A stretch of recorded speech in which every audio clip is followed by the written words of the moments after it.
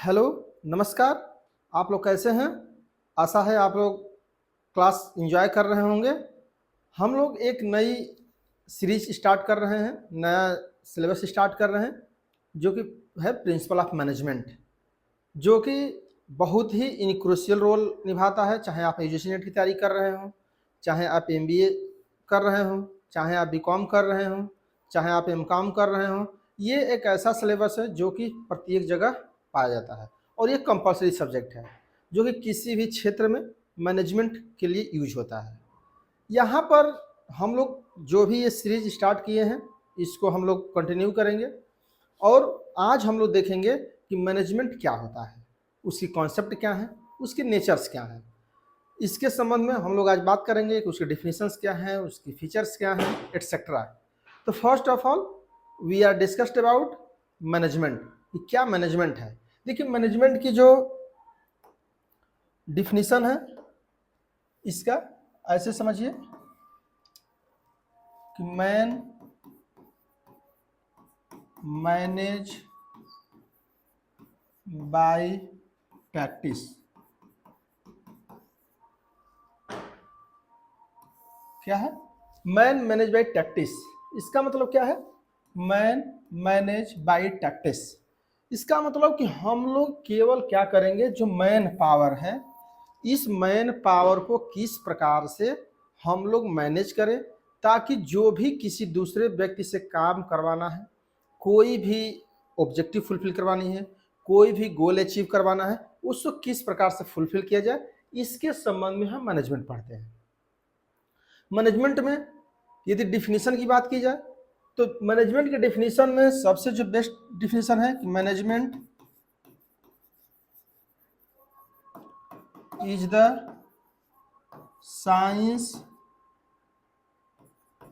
And art of getting things done by others. Done by others means कि जो दूसरे से कार्य कराने की कला है। मैनेजमेंट क्या है? दूसरे से कार्य कराने की विज्ञान और कला है। इट मीन्स कि हम केवल क्या कर रहे होते हैं कि दो चीजें यहाँ पर इंपॉर्टेंट है। इंपॉर्टेंट क्या है? फर्स्ट पे ह्यूमन या मैन, एंड सेकेंड इज, जो एम पढ़े होंगे कॉमर्स में, वो चाहे मटेरियल है, ओके, या मनी है, मेथड्स हैं,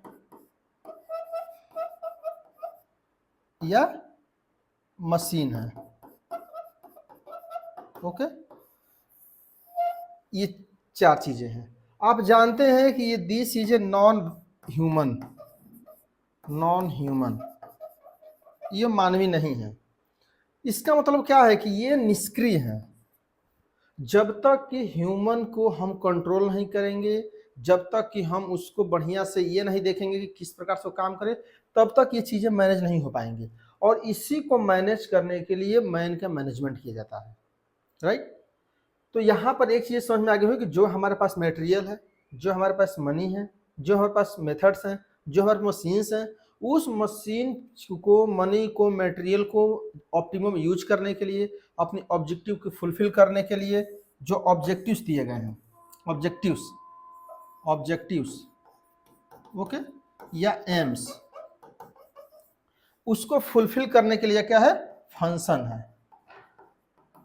फंक्शन मीन्स कि हम लोग क्या कर रहे होते हैं, बेसिकली इसको मैनेज करने के लिए फंक्शन क्रिएट करेंगे कि कौन कौन से मैनेजमेंट कार्य करे जिससे कि मैन को मैनेज किया जा सके और जो ऑब्जेक्टिव हो फुलफिल हो पाए, और किसके यूज से? Use of material, money, method और मशीन के द्वारा। तो ये मैनेजमेंट की एक शॉर्ट डिफिनीशन थी। एक और डिफिनीशन देखते हैं। देखिए, एक डिफिनीशन और है हेनरी फ्योल की। देखिए, यहाँ फंक्शन है, जो कि हम लोग पूरी सिलेबस ही इसी फंक्शन पर डिपेंड है। फंक्शन क्या है? 5 फंक्शन है। 5 function: planning, organisation,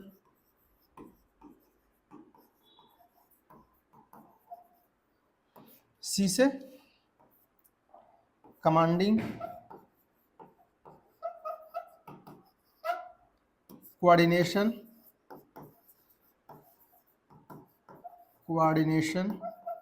and controlling. ये हेनरी फ्योल के द्वारा दिया गया है। हेनरी फ्योल नाम सुने होंगे। यही 5 फंक्शन को देखते हुए बताया गया है कि management is the planning, organising, commanding, coordination and controlling. तो आप इस परिभाषा को, इस डिफिनीशंस को भी याद रख सकते हैं कि तो प्रबंधन क्या है? प्रबंधन प्लानिंग करने, संगठन करने, आदेश देने, समन्वय करने और नियंत्रण करने की प्रक्रिया है। तो यहाँ पर कुछ चीज़ समझ में आ गए होंगे कि हम लोग क्या क्या चीज़ें पढ़ना है। तो हम लोग का जो सिलेबस होता है इसी में होता है। जो मैनेजमेंट है कि फुल डिटेल मैंने प्लानिंग पढ़ेंगे, ऑर्गेनाइजेशन पढ़ेंगे, कमांडिंग पढ़ेंगे, कोऑर्डिनेशन पढ़ेंगे एंड कंट्रोलिंग पढ़ेंगे। थोड़ा थोड़ा चीज़ें मैं बता देता हूँ क्योंकि इंट्रोडक्शन की क्लास है, तो इसलिए ये सब जानना जरूरी है। प्लानिंग क्या है? Planning is the what to do in future decide in present. तो प्लानिंग में क्या करते हैं कि भविष्य में हमको क्या करना है आज ही डिसाइड करना, दैट इज प्लानिंग। ऑर्गेनाइजेशन क्या है? ऑर्गेनाइजेशन मीन्स कि जो भी मटेरियल है, जो भी मशीन में लिखा था, जो भी मैन पावर्स हैं, उन मैन पावर में रिलेशंस क्या है, किसके पास कितना अधिकार होगा, किसके पास रिस्पॉन्सिबिलिटी होगी, एक व्यक्ति के दूसरे व्यक्ति से, एक व्यक्ति की मशीन से क्या संबंध होंगे, ये सब चीज़ें स्ट्रक्चर डिसाइड हो रहा होता है ऑर्गेनाइजेशन में। और ऑर्गेनाइजेशन मीन्स कि जो भी प्लानिंग है उस प्लानिंग को फुलफिल करने के लिए अगर मैन की जरूरत है तो मैन पावर के हायर करिए, मटेरियल की चाहिए तो मटेरियल लाइए, मशीन चाहिए तो मशीन लाइए, मनी चाहिए तो मनी लाइए। इस सब चीज़ की व्यवस्था भी ऑर्गेनाइजेशन द्वारा किया जाता है। कमांडिंग मीन्स, कमांडिंग के देखिए 4 पार्ट्स हैं। फर्स्ट है कम्युनिकेशन,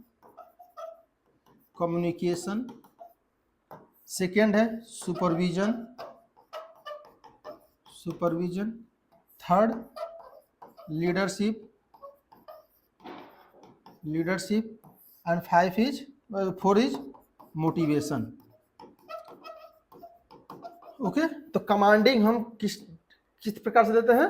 कमांडिंग हम there are 4 types of we are getting to command. First ही कम्युनिकेशन के द्वारा दे रहे होते हैं, सुपरविजन कर रहे होते हैं, लीडरशिप से के द्वारा एंड मोटिवेशन के द्वारा। तो कमांडिंग में हम ये चारों चैप्टर भी उसके साथ इंक्लूड करेंगे। ऑर्गेनाइजेशन हम स्टाफिंग भी पढ़ सकते हैं। ओके, स्टाफिंग, क्योंकि ऑर्गेनाइजेशन है स्टाफ की हायर करना है तो निश्चित रूप से उसमें स्टाफिंग आ जाएगा। तो ये सब चीज़ें उसके सब चैप्टर्स हैं। कोऑर्डिनेशन क्या है? कोऑर्डिनेशन कि जो भी मटेरियल है, मशीन है, मैन पर उसमें कोऑर्डिनेशन हो। ऐसा ना हो कि कोई वस्तु ज़्यादा यूज हो रही है, कोई मशीन ज़्यादा यूज हो रही है, कोई कैपिटल ज़्यादा यूज हो रही है, कोई कैपिटल यूज नहीं हो रही है। सभी का एक ऑप्टिमम यूटिलाइजेशन ऑफ कोऑर्डिनेशन है। ओके, कंट्रोलिंग क्या है? कंट्रोलिंग में जो भी प्लानिंग किया गया है उस प्लानिंग के द्वारा ये पूरी प्रक्रिया हो रही है या नहीं हो रही है, इसको डिसाइड करना कंट्रोलिंग है। यदि प्लानिंग के अनुसार वर्क हो रहा है तो आपको कोई भी चेंज करने की आवश्यकता नहीं, you are getting work to properly.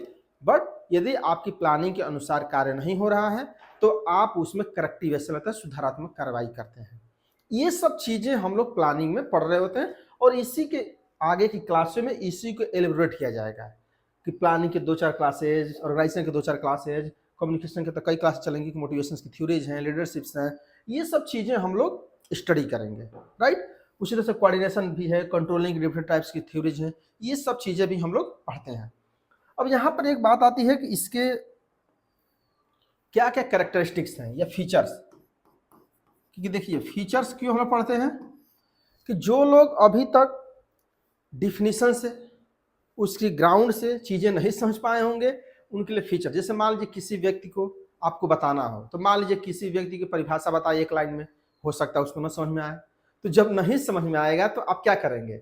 In this condition में आप उसके फीचर्स बताएंगे 1 बाई 1 करके कि वो लंबा है, छोटा है, पढ़ा लिखा है, मोटा है, ऐसा है।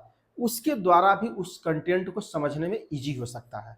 इसलिए भी ये जरूरी है फीचर्स को समझना कि किसी व्यक्ति को, किसी गुड्स की, किसी इंसिडेंट को यदि आप 1 लाइन के डेफिनेशन नहीं समझ पाते हैं तो उसकी कैरेक्टरिस्टिक्स को भी समझ जाते हैं तो कुछ चीज़ें आप समझ जाते हैं कि लगभग ये ऐसा ही होगा। वैसे इसीलिए यहाँ पर हम लोग पढ़ते हैं, इसलिए कोई भी कंटेंट आप पढ़ते हो तो इसकी फीचर्स पढ़े जाते हैं। तो फीचर्स की बेसिकली यही मतलब है। तो फर्स्ट क्या है? This is a process. Okay, process, इसका मतलब क्या है? ये प्रक्रिया है, चलती रहेगी। ओके, ये रुकने वाली नहीं है। नेक्स्ट फ्यूचर, जो भी इसमें बात की जाएगी फ्यूचर की बात की जाएगी। थर्ड क्या है, इसमें कुछ प्रिंसिपल्स होंगे। ओके, कुछ प्रिंसिपल होंगे, उस प्रिंसिपल्स के द्वारा हम चीज़ों को समझेंगे, राइट। तो यहाँ पर प्रोसेस हो गया, फ्यूचर हो गए, प्रिंसिपल्स हैं कुछ, गोल ओरिएंटेड होंगे, गोल ओरिएंटेड। ओके, तो गोल ओरिएंटेड भी है कि जो भी आपके गोल्स होंगे उसी के गोल के द्वारा हम मैनेजमेंट करते हैं, राइट। नेक्स्ट क्या है, इंटेंजिबल, इनटेंजिबल, अदृश्य है। जो भी आप मैनेजमेंट करेंगे ये कहीं दिखेगा नहीं, इंटेंजिबल है, अदृश्य है। ओके, अदृश्य, इस बात को ध्यान रखना है, ये अदृश्य है। नेक्स्ट क्या है, नेक्स्ट डायनेमिक, डायनेमिक है, this is A dynamic means गतिशील है, ये चलता रहेगा। एक चीज और चीजें ध्यान रखना है कि मैनेजमेंट कभी भी इसका प्रोस्पेक्टिव क्या है। अगर ये तो कैरेक्टरिस्टिक्स हो गए कि प्रोसेस है, फ्यूचर से रिलेटेड है, कुछ प्रिंसिपल्स होंगे जिसके द्वारा मैनेज करेंगे, गोल ओरिएंटेड है, इंटेंजिबल है, डायनेमिक है, ये सब चीज़ें तो कैरेक्टर हैं, ये सब चीज़ें दिखाई पड़ती हैं। एक चीज़ और यहाँ पर बेसिकली समझने वाली चीज़ है कि एक होती है statistics, okay, and management. Management देखिए, जो मैनेजमेंट है ये प्लान करता है कोई भी, और प्लान को हमेशा वेरीफाई करता रहता है टाइम टू टाइमली, वीक में, आवर्स में, मंथली में, एनुअल में, ये करता रहेगा। लेकिन स्टैटिक्स में जो चीज़ें होती हैं ना, वह क्या होती हैं, डायरेक्ट होती हैं, लास्ट में, लास्ट में पोस्टमार्टम की तरह है, पोस्टमार्टम की तरह है ये। ओके, जब घटना घट जाएगी तभी पोस्टमार्टम होगा, उसके बाद बताया जाएगा कि ये होगा। लेकिन प्लानिंग के ऐसा साथ नहीं है, मैनेजमेंट के साथ ऐसा नहीं है। क्यों नहीं ऐसा है, क्योंकि इस मैनेजमेंट का ये मानना है कि यदि आपका man power, machine, material, money, methods, time, ये सब इन्वेस्ट होने के बाद और आपको पता चले कि जो मैंने प्लान किया था, जो मैं मैनेज कर रहा हूँ, वह प्लानिंग के अनुसार नहीं, जैसा मैं सोचा था वैसा नहीं है, तो क्या ये चीज़ें लौट के फिर आएंगी, नहीं आएंगी। इसीलिए मैनेजमेंट की आवश्यकता पड़ती है कि जब भी कोई, मान लीजिए कि ब्रिज बन रहा है, ओके, कोई मान लीजिए कि स्कूल हो रहा है, चाहे आप कोई स्टडी कर रहे हैं, तो आप मैनेजमेंट क्यों करते हैं, ताकि मैनेजमेंट इसलिए किया जाता है ताकि आपका जो मटेरियल हो, यूज हो रहा हो, तो आपको पता रहता रहे कि जो हम यूज कर रहे हैं क्या उससे हमारा ऑब्जेक्टिव फुलफिल हो पाएगा या नहीं हो पाएगा। यदि नहीं होगा तो आप इमीडिएटली करेक्टिव एक्शंस लेंगे। ये सब चीज़ें हम मैनेजमेंट में ध्यान रखते हैं, जबकि और सब्जेक्ट के साथ ऐसा नहीं है। इसीलिए आप देखिए time to time semester exam हो रहे हैं, सेशनल एग्जाम हो रहे हैं, या कहीं पर आप देखेंगे ठेकेदारी चलती है, 2 महीने पे 1 महीने चेकिंग होता रहता है, या कहीं कंपनी में आप वर्क करते होंगे, देखिए टाइम टू टाइम सुपरवाइजर आता रहता है, चेक करता है। क्यों करता है, मैनेजमेंट के कारण है। क्योंकि जानता है कि यदि मान लीजिए कि एक दिन में 100 यूनिट्स बनानी है और शाम को जाकर 6 बजे कंपनी क्लोज होने वाली हो और उसमें पता करना हो कि 100 यूनिट बना कि नहीं बना, तो अब क्या कर पाएंगे, क्योंकि टाइम भी चला गया, मटेरियल भी चली गई, मैन पावर यूज भी हो गया, सब कुछ हो गया। आफ्टर दैट आप क्या करेंगे, कुछ नहीं कर सकते। इसलिए वो टाइम टू टाइम जाकर के चेक करता रहता है। तो ये मैनेजमेंट के डिफिनेशंस हैं, जो कैरेक्टरिस्टिक्स हैं, कुछ कॉमन कंसेप्ट्स हैं जिसको ध्यान रखना पड़ता है, राइट। नेक्स्ट है, नेक्स्ट नेचर ऑफ मैनेजमेंट। देखिए नेचर ऑफ मैनेजमेंट की पढ़ने की आवश्यकता क्यों है, नेचर ऑफ मैनेजमेंट की पढ़ने की आवश्यकता इसलिए है कि देखिए कोई चीज़ को समझने के लिए, मैं बताया भी था, इसको जान लीजिए, कोई चीज़ समझने के लिए definition, okay, features and natures, कोई भी विषय वस्तु को आप जानना चाहते हैं तो ये 3 चीज़ों का आपको जानना जरूरी है कि उसका डिफिनीशन क्या है ऑनलाइन में, उसका फीचर्स क्या है, विशेषता क्या है, उस विशेषता को जानिए, कुछ ये समझ में आ जाएंगी और कुछ चीज़ें नेचर से समझ में आएंगी। क्योंकि देखिए नया सब्जेक्ट है, हो सकता है किसी को पता ना चल पाए ये क्या है, मैनेजमेंट क्या है, हो सकता है साइंस बैकग्राउंड से कोई हो, कोई MBA का, कोई साइंस से पढ़ा हो, कोई BA से पढ़ा हो, तो ये कैसे जान पाएगा। तो नेचर इसीलिए पढ़ना हमको कंपलसरी होता है। नेचर क्या बता रहा होता है कि जिस विषय वस्तु को आप नहीं देखे हैं कभी, ऐसे समझिए, जिस विषय वस्तु को आप नहीं देखे हैं और उसको बताना हो अगर, तो क्या करेंगे। मैं हमेशा क्लास में एग्जांपल ले देता हूं, वो सबसे बेस्ट तरीका है कि जहाँ मान लीजिए कि कोई एक गर्ल्स है, ओके, जो गर्ल्स हैं वो बॉयज सोच लें, ओके, जो गर्ल्स हैं वो बॉय सोच लें, जो बॉय हैं वो गर्ल सोच लें। आप मान लीजिए कि आपकी शादी तय हो रही है और उस लड़की को देखना है, देखा कोई नहीं है, और उस लड़की के कैरेक्टर बतानी हो या उसके बारे में बताना हो कि वो कैसी है, तो उसको जानने की ही 3 प्रोसेस होंगे कि पहले उसको एक लाइन बता दी बहुत अच्छी है, या बहुत अच्छी पढ़ी लिखी लंबी चौड़ी सब ठीक है, डेफिनेशन हो गया। आप फिर पूछेंगे नहीं उसका बताइए फीचर्स क्या क्या है, कितनी लंबी है, कितनी चौड़ी है, कितनी मोटी है, कितनी पढ़ी है, ये कितना पढ़ा है, ये क्या करता है, ये सब चीज़ें फीचर्स में आती हैं, राइट। ये कैरेक्टरिस्टिक्स। नेचर क्या है, नेचर ये बताता है दूसरे से तुलना करके। नेचर क्या करेगा, कहेगा देखिए 2 चीज़ हमको समझ में नहीं आया, आप बोले लंबा है, कितना लंबा है बता ही नहीं रहे हैं, ओके। आप कितना पढ़ा लिखा है वो बता नहीं पा रहे हैं, नौकरी है तो हम नौकरी जानते ही नहीं कि नौकरी, वो नौकरी जो कर रहे हैं वो होता क्या है। तो आपको कहा जाएगा कि अब नेचर समझिए। नेचर में क्या होगा कि दूसरे से क्या किया जाएगा, अटैच किया जाएगा। जैसे मान लीजिए कि एक लड़की को आप ना देखे हो या लड़का को ना देखे हो, तो आपको बताया जाएगा कि देखिए वो जो लड़की है वह आपकी बुआ की लड़की जैसी, या आपकी सिस्टर जैसी, या आपकी मामा की लड़की जैसी, या गांव इनकी लड़की जैसी, वो ऐसी ही है।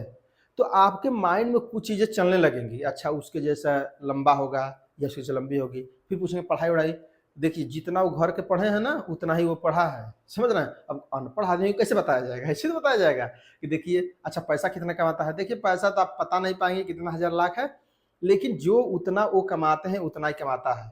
तो जब ये बताया जा रहा होता है तो ये इंपॉर्टेंट है कि उस व्यक्ति को जानता हो। जैसे मान लीजिए कि एक्स व्यक्ति के बारे में बताना हो वाई को, और जेड बता रहा है, जेड क्या कर रहा है, इसको वाई को बता रहा है कि एक्स ऐसा है।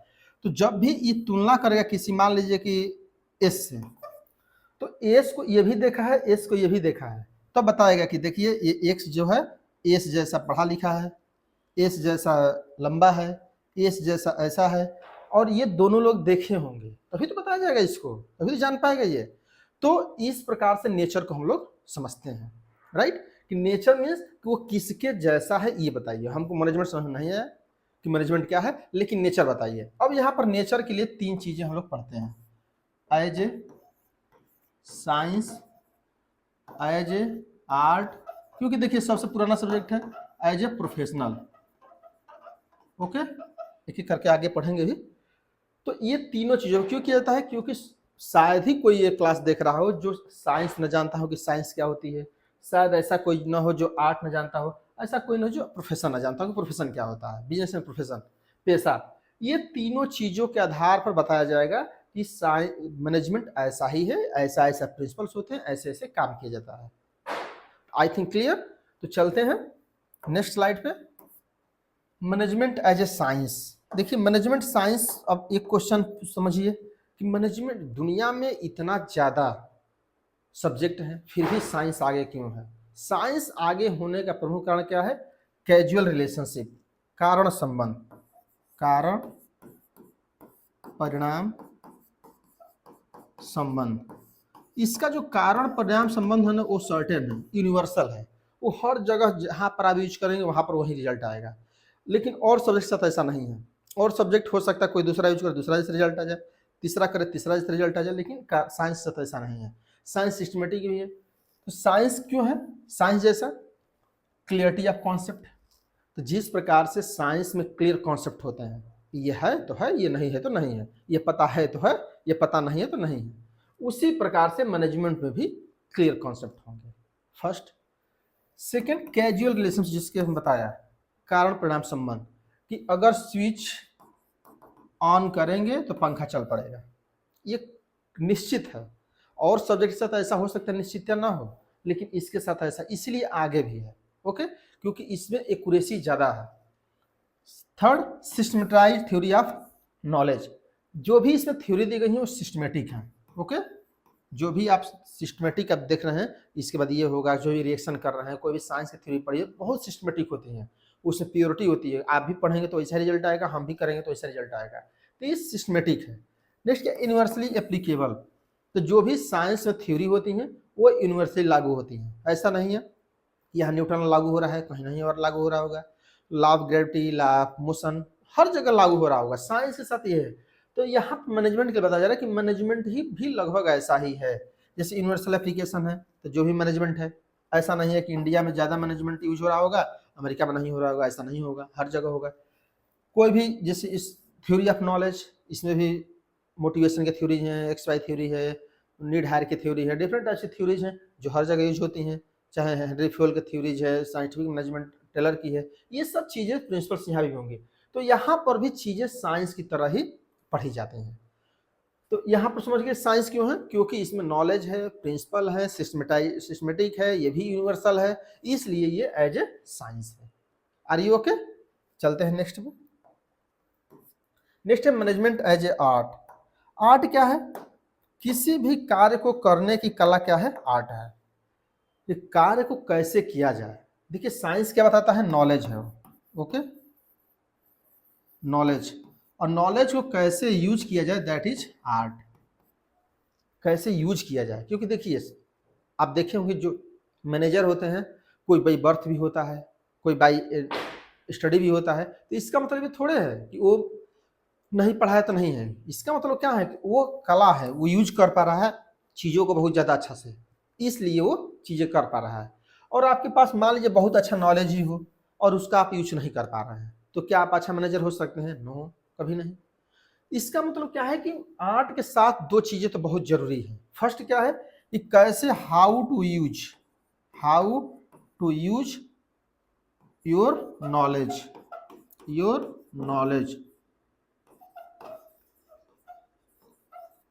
हाउ टू योर नॉलेज, किस प्रकार से अपने ज्ञान का यूज करते हैं, वही कला है। और ये सबके पास अलग अलग होगी, सब लोग वही पढ़ते हैं, वही चीजें सीखते हैं, लेकिन कोई उसमें बहुत आगे चला जाता है, कोई अच्छा मैनेजर हो जाता है, कोई अच्छा नहीं कर पाता। क्यों? क्योंकि इसी कारण से, क्योंकि वो नॉलेज को यूज करने में अलग अलग डिफ्रेंसिएशन आ जाता है, इसलिए ये चीजें अलग अलग होती हैं। दूसरा क्या है? प्रैक्टिस। प्रैक्टिस प्रैक्टिस क्या है कि ये हमेशा प्रैक्टिस से आएगी। जो चीजें होंगी, जैसे मेरे पास बहुत नॉलेज हो, आप नहीं विश्वास हो किसी को, मेरा फर्स्ट वीडियो देख लीजिए जा करके, मेरा फर्स्ट सेकेंड थर्ड वीडियो देख लीजिए और अब की वीडियो देखिए, आपको पता चल जाएगा कि क्या डिफरेंस है। जबकि मैं 7-8 साल से सोचिए पढ़ा रहा हूँ। क्यों? क्योंकि देखिए ऑनलाइन पढ़ाने का एक अलग चैलेंजेज है, ऑफलाइन पढ़ाने का क्लास में जाकर के उसके अलग चैलेंजेज है। शुरुआत में मैं 2017-18 में पढ़ा रहा था उस समय क्लास में, तो उस समय भी इम्प्रूवमेंट हो रहा था धीरे धीरे। ऑनलाइन जब स्टार्ट किया तो अभी 2 महीने पहले, तो ऑनलाइन देखिए, पहली वीडियो देख लीजिए, दूसरी वीडियो और आज की देख लीजिए, दोनों में ह्यूज डिफरेंस।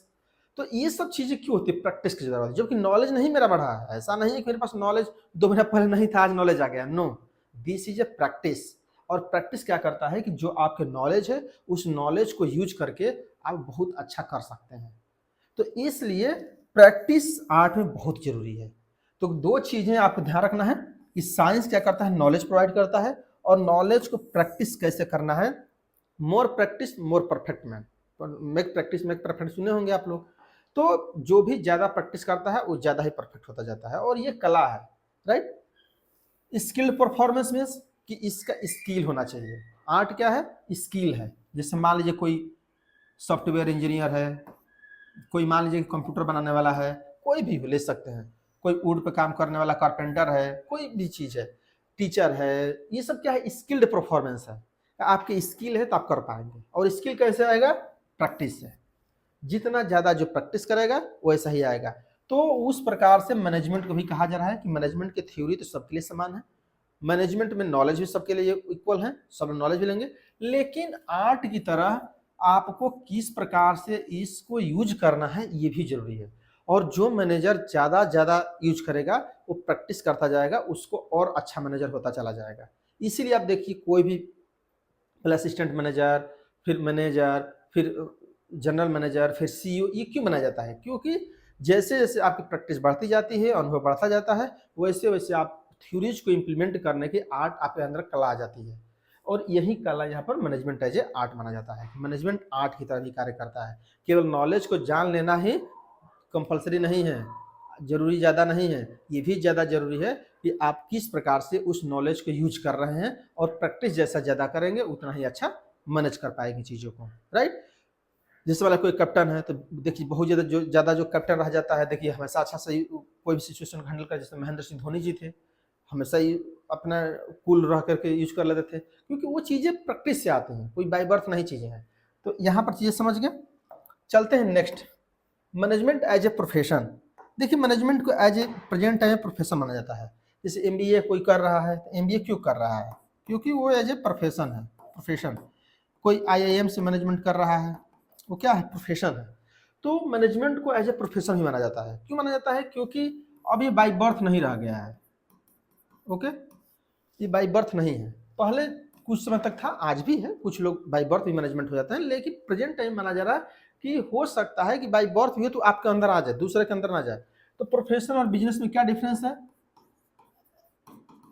बिजनेस अपने सन को दे के जा सकते हैं, सन या डॉटर को, लेकिन प्रोफेशन दे के नहीं जा सकते। जिसमें पढ़ा रहा हूँ, मेरे बच्चे ऐसा नहीं है कि जब आएंगे तो वो भी अच्छा पढ़ाते रहेंगे, नहीं हो सकता। सीए है, डॉक्टर है, इंजीनियर है, ये सब चीज़ें प्रोफेशन है। जो अच्छा मैनेजर हो, जो गूगल का सीईओ है, ये सब उनके क्या बच्चे हो पाएंगे? नहीं हो पाएंगे। इसका मतलब क्या है कि प्रोफेशन हमेशा स्पेशलाइज लोगों का होता है, स्पेशल हो जाती है। ये नॉलेज से आती है, ये प्रैक्टिस से चीज़ें आती हैं, और ये ट्रांसफर नहीं कर सकते, लेकिन बिजनेस तक कर सकते हैं। इसीलिए मेरा पर्सनल व्यू ये रहता है कि हमेशा बिजनेस पर ध्यान रखिए। क्यों ध्यान रखिए? जैसे मान लीजिए कि मैं पढ़ा रहा हूँ, जितना मैं मेहनत किया हूँ, मान लीजिए कि आदमी इलाहाबाद रह के पढ़ना, उसके बाद नेट, जेआरएफ, पीएचडी, उसके बाद यूनिवर्सिटी में पढ़ा भी रहा हूँ मैं, क्या मेरा बच्चा भी आएगा तो इतना फिर मेहनत करना पड़ेगा? लेकिन अगर ये बिजनेस होता तो सोचिए, उसको उतना लेवल के ऊपर वर्क करना पड़ता। अगर हमारे 10 लाख की टर्नओवर होती तो वो 10 लाख से ऊपर स्टार्ट करता, लेकिन यहाँ पर क्या है, वो भी पढ़ेगा, वो भी आगे बढ़ेगा, उसको भी उतना ही मेहनत करना है। तो इसलिए हमेशा क्या करना है? कोशिश करिए एंटरप्रेन्योरशिप करने की। अगर गवर्नमेंट जॉब भी कर रहे हैं, कुछ कर रहे हैं, कुछ साइड में स्टार्ट करिए, ताकि आने वाली पीढ़ी के लिए, रिसोर्सेज के लिए, 2-4 लोगों को रोजगार देने के लिए ये सब जरूर करिए। क्योंकि जॉब मेकर बनिए, जॉब सीकर नहीं, राइट? तो यहाँ पर क्या है? प्रोफेशन है। प्रोफेशन में देखते हैं कुछ कैरेक्टर्स क्या है। General principles or specialized knowledge, कुछ जनरल प्रिंसिपल्स होंगे, कुछ स्पेशलाइज्ड नॉलेज होंगी। इसके लिए भी जरूरी है स्पेशलाइज है। ओके, कि आप आईआईटी सॉफ्टवेयर है, कि आईआईएम में फाइनेंस में हैं, कि मार्केटिंग में से एक्सपर्ट हैं, कि आप सेल्स मैनेजर के एक्सपर्ट हैं, कि आप कुछ भी हो सकता है, या जनरल मैनेजर की तरह से हैं।